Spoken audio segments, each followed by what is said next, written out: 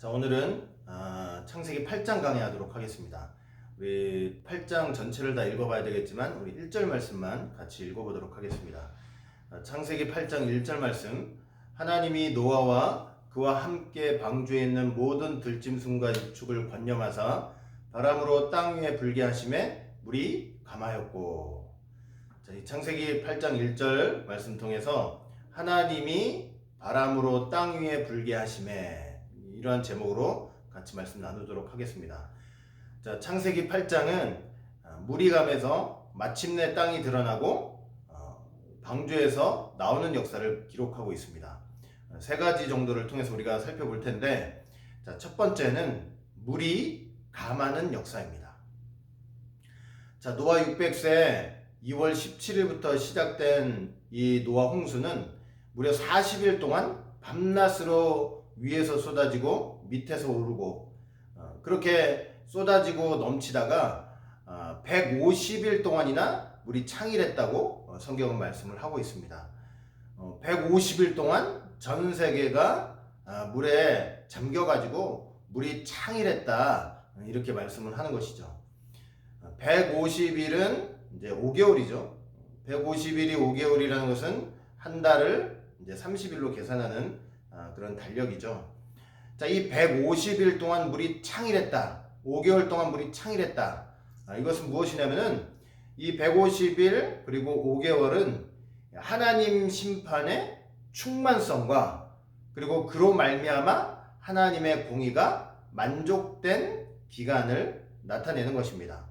아주 150일 동안 물이 충만한 가운데 하나님의 진노가 얼마나 크고 완전한지 보여주는 것이고, 또 그를 통해서 하나님의 공의가 만족되고 그렇게 하나님의 노가 이제 그 이후에는 풀어지는 역사가 있을 거라는 것을 이제 보여주고 있는 것이죠.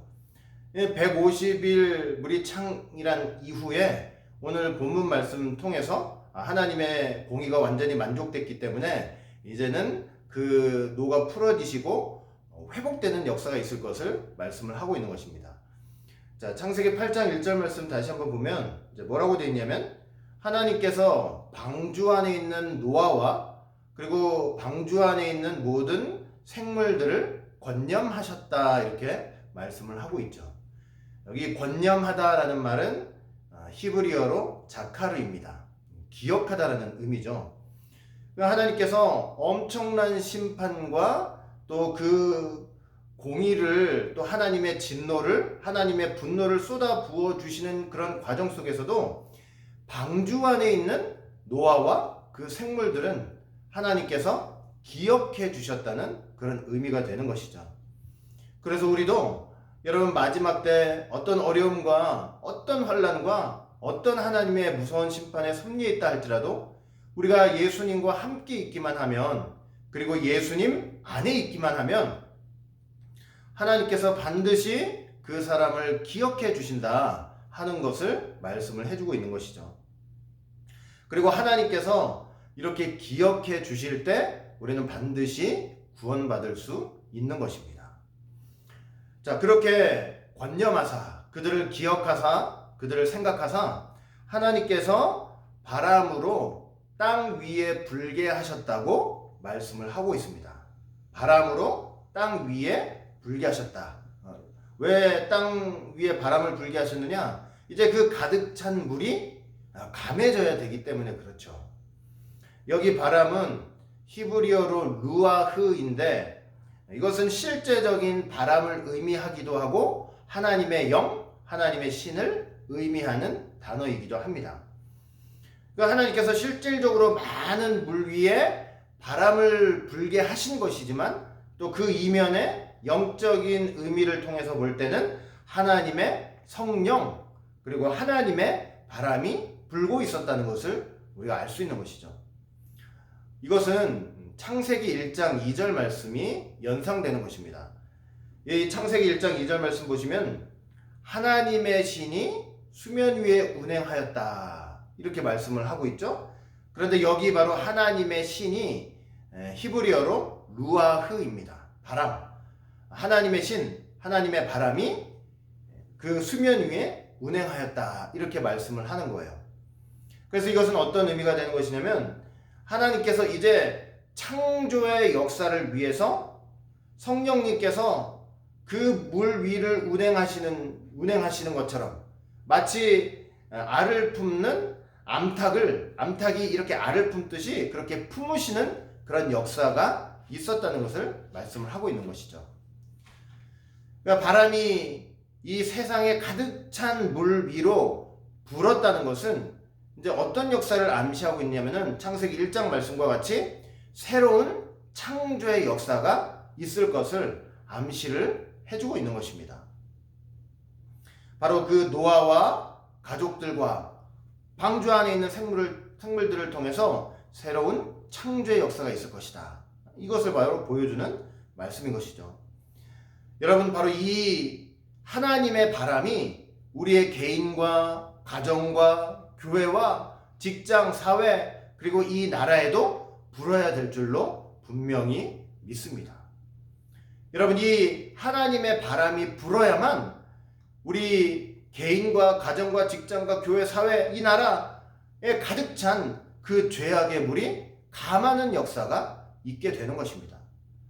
여러분, 하나님의 바람이 내 영혼 가운데 불어야만 내 안에 있는 죄악의 물이 감해지고 내 생각과 내 고집과 내 아집, 그런 물들이 점점 감하게 되는 역사가 있는 것입니다. 여러분, 하나님의 바람이 내 영혼 가운데 불지 않으면요, 사람은 절대로 변하지 않습니다. 신앙생활을 내가 10년 했다, 20년 했다, 30년 했다, 내가 말씀 받은 지 수십 년이 됐다, 내가 엄청난 말씀을 한다, 여러분, 그렇게 자랑을 한다 할지라도, 내 신앙의 연수를 자랑한다 할지라도 하나님의 그 말씀을 통해서 그 영혼 가운데 하나님의 바람, 성령의 바람이 불지 않으면요, 그 사람은 그 나라 갈 때까지 변하지 않는 거예요. 그냥 고집스러운 자기의 아집대로, 옛날 생각과 사고방식대로, 세상의 이치와 원리대로 그렇게 살다가 가게 되는 것입니다. 여러분, 이 바람은 누구에게 부느냐? 누구에게 부느냐면요, 다른 게 아니에요. 사람이 노력해서 애쓰고 그렇게 해서 이 바람이 불게 되는 것이 아닙니다. 이 바람은 하나님께서 예수 그리스도 안에서 창세전에 예정되고 선택된 사람한테 불게 되는 거예요. 우리가 정말로 하나님께서 나를 선택했다는 그런 믿음 가지고 살아야죠. 그렇다면 내 삶을 돌아보면서 내 삶 가운데, 내 생각 가운데, 내 인격 가운데, 내 영혼 가운데 이 하나님의 바람이 불고 있는지 한번 점검해 보시길 바랍니다. 하나님의 바람이 부는 사람은요, 반드시 내 생각이 달라지고 내 사고방식이 달라지고 세상을 향했던 내 마음, 내가 생각했던 고집했던 그런 마음들, 그거 점차 버리고 하나님의 말씀의 원리와 말씀의 이치대로 살아가려고 애를 쓰고 그렇게 노력을 하게 되는 것입니다. 세상보다 하나님을 더 사랑하게 되고 내 생명보다 하나님의 말씀을 더 소중하게 여기게 되고 주님의 몸된 교회를 너무나 사랑하게 되는 그런 삶의 열매가 생기는 거예요. 진짜로 내 마음 가운데, 또 우리 가정에, 우리 교회에 이런 성령의 바람이 불고 있는지 여러분 꼭 점검해 보시기를 바라겠습니다. 그렇게 바람이 불자 물이 점점 감하기 시작하는 거예요. 그래서 노아 600세 7월 17일 날에는 물이 점점 감해서 방주가 아라랏산에 멈추게 되는 것입니다. 이처럼 하나님의 바람이 불어야만 물이 감하는 역사가 있다는 거, 저와 여러분들은 꼭 기억을 해야 할 것입니다. 하나님 말씀을 통해서 그 믿고 순종할 때 반드시 하나님의 바람은 저희에게 불어올 것입니다. 그 다음에 두 번째, 까마귀의 충성에 대해서 좀 생각을 해보도록 하겠습니다. 자, 이렇게 산들의 봉우리가 보이기 시작하고 노아는 이제 까마귀를 내보냈죠. 그리고 까마귀를 내보낸 다음에 일주일 간격으로 이제 비둘기도 3번에 걸쳐서 내보냈습니다. 여러분, 까마귀를 내보낸 목적과 비둘기를 내보낸 목적이 다릅니다. 까마귀를 내보낸 목적은 지면에서 물이 마른 여부를 확인하기 위해서죠. 마른 여부. 그 다음에 비둘기를 내보냈던 목적은요, 지면에서 물이 감한 여부를 알아보기 위해서였습니다. 감한 여부. 자, 그런데 이제 처음에 나갔던 비둘기는 그냥 돌아왔어요. 왜냐면은 아직도 물이 차 있었기 때문에 어디 접촉할 곳을 찾지 못하고 그냥 노아에게로 돌아왔습니다. 아직도 물이 많다는 것이죠. 그리고 두 번째 비둘기는 이 감람나무 잎사귀 하나를 물고 왔는데 이것은 물이 많이 감했다는 증거가 되었습니다.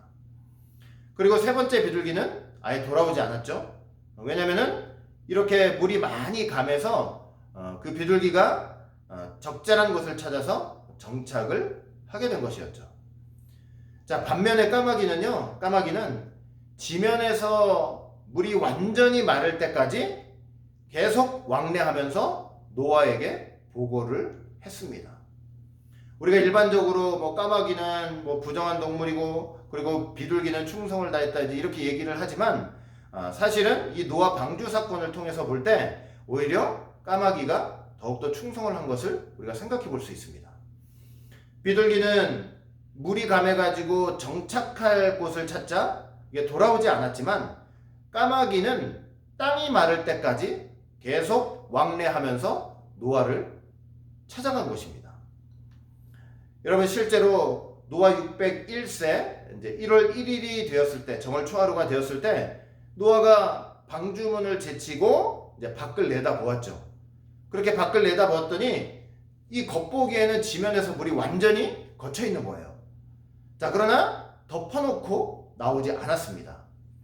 여러분, 그렇게 물이 지면에서 걷혀 보인다고 덮어놓고 그렇게 나오다가 큰일 날 수가 있는 것이죠.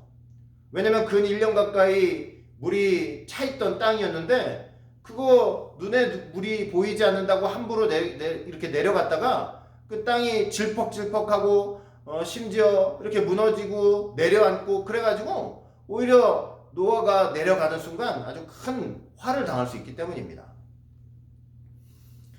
그래서 내려가지 않았죠. 자, 그런데 이렇게 물이 걷혔으나 완전히 마르지 않은 사실을 노아는 이제 어떻게 알 수 있는 것이냐? 바로 까마귀의 왕래와 까마귀의 보고를 통해서 그렇게 알게 된 것입니다. 까마귀는 물이 마를 때까지, 물이 지면에서 완전히 마를 때까지 그렇게 계속 노아에게 왕래를 하면서 그 여부를 보고하고 있었기 때문이죠. 여러분, 까마귀는 충성되게 끝까지 자기의 맡은 사명, 그 땅이 마른 여부를 보고하는 그 사명을 감당을 했던 것입니다.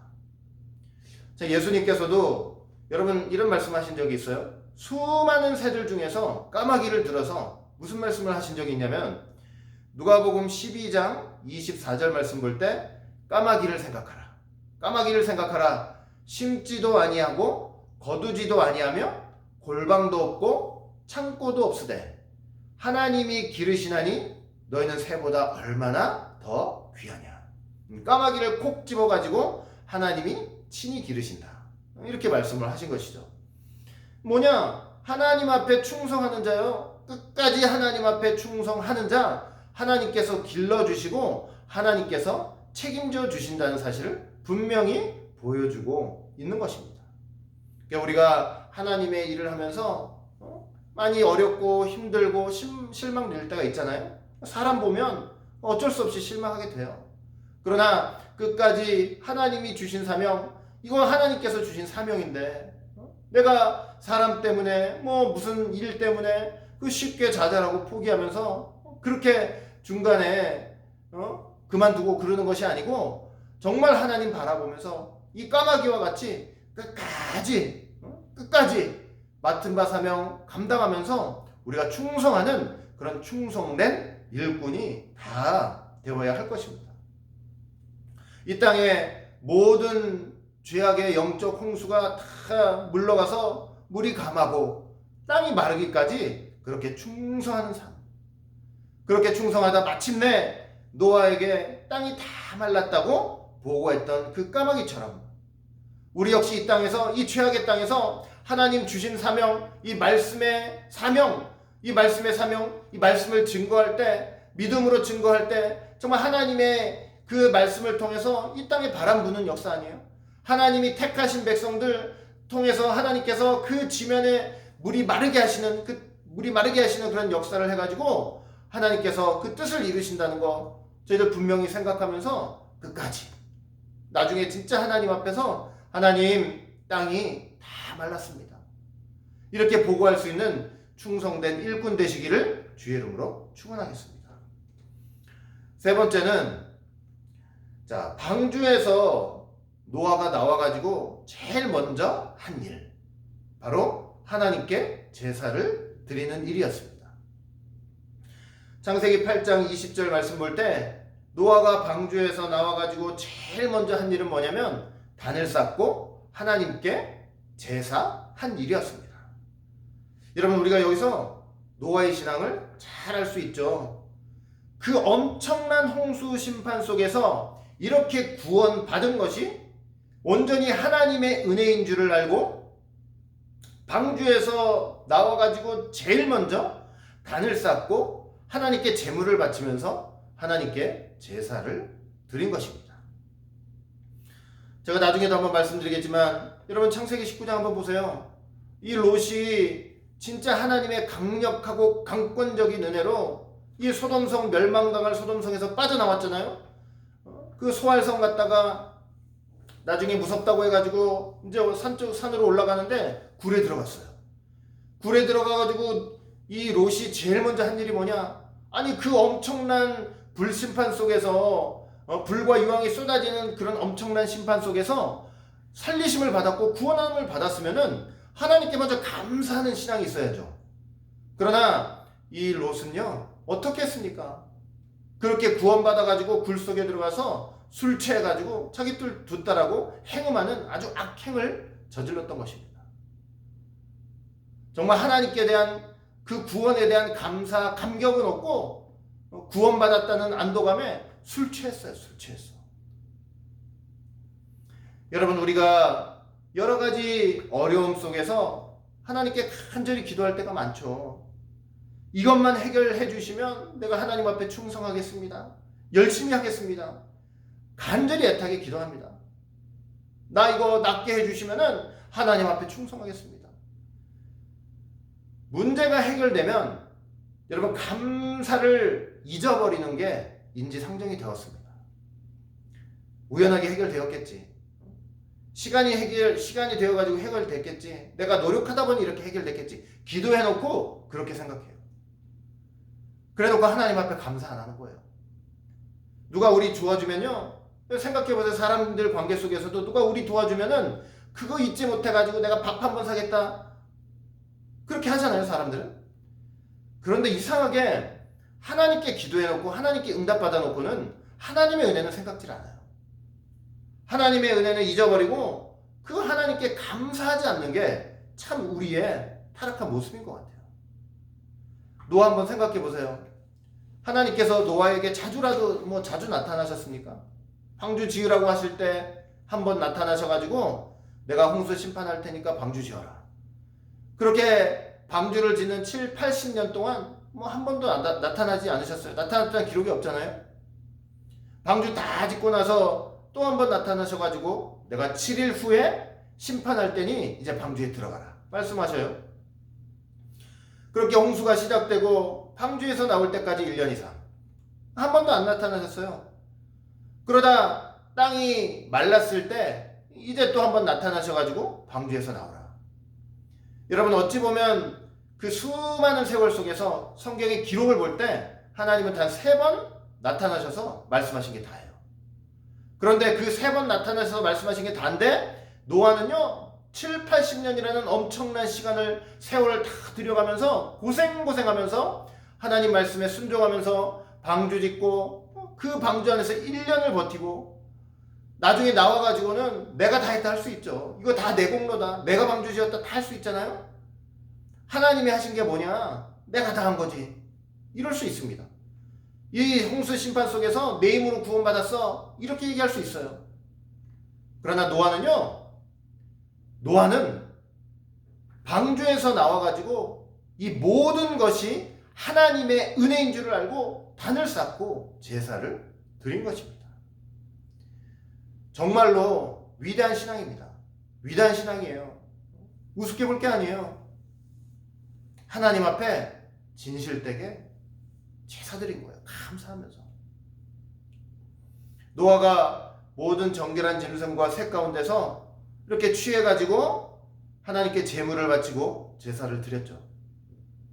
번제를 드렸겠죠. 하나님께서 그 제물의 향기를 흠양하셨다. 하나님께서 그 제사를 너무나 기쁘게 받으셨다는 것입니다. 여러분, 이것은 구속사적으로 예수 그리스도께서 향기로운 제물과 생축으로 바쳐질 것을 보여주고 있는 것이죠. 에베소서 5장 2절, 그리스도께서 너희를 사랑하신 것 같이 너희도 사랑 가운데서 행하라. 그는 우리를 위하여 자신을 버리사 향기로운 제물과 생축으로 하나님께 드리셨느니라. 여러분, 그 향기로운 제사, 제물의 향기를 맡으시고 하나님은 뭐라고 말씀하셨습니까?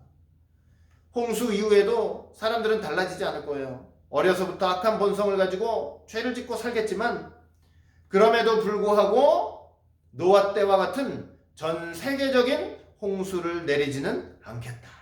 그렇게 말씀을 하셨습니다. 은혜죠, 은혜. 그러면서 그 말씀을 더욱더 확증하시는 말씀을 하셨는데, 땅이 있을 동안에는 심음과 거둠과 추위와 더위와 여름과 겨울과 낮과 밤이 쉬지 않겠다.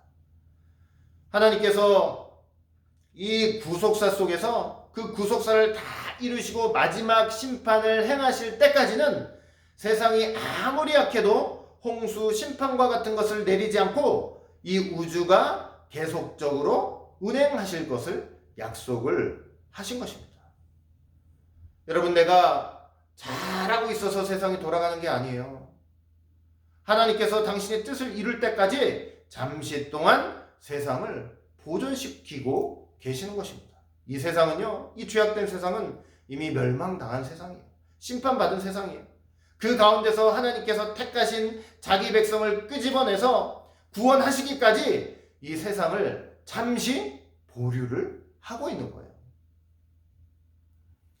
여러분, 그래서 이 역사 속에서 국지적인 홍수도 있었고 지진도 있었고 여러 가지 험악한 기상 변화도 있었을지라도 여러분, 홍수 심판 같은 전 세계적이고 우주적인 심판은 지금까지 없었던 거예요. 그리고 창세기 9장 보면 무지개 언약을 통해서 이를 더욱더 확증을 하셨죠. 여러분, 세상이 지금 이렇게 타락했는데도 물심판 같은 것으로 다 쓸어버리지 않고 다시 시작하지 않으시는 이유는 무엇이냐면 바로 하나님 자신의 언약과 이러한 신실성 때문인 것입니다. 감사해야죠. 예수 그리스도께서 십자가에서 향기로운 제물이 되심으로, 생축으로 향기로운 제물이 되심으로 하나님께서 그 향기를 흠양하셨기 때문에 예수님께서 십자가에서 그 은혜의 말씀 7말씀을 하셨기 때문이죠.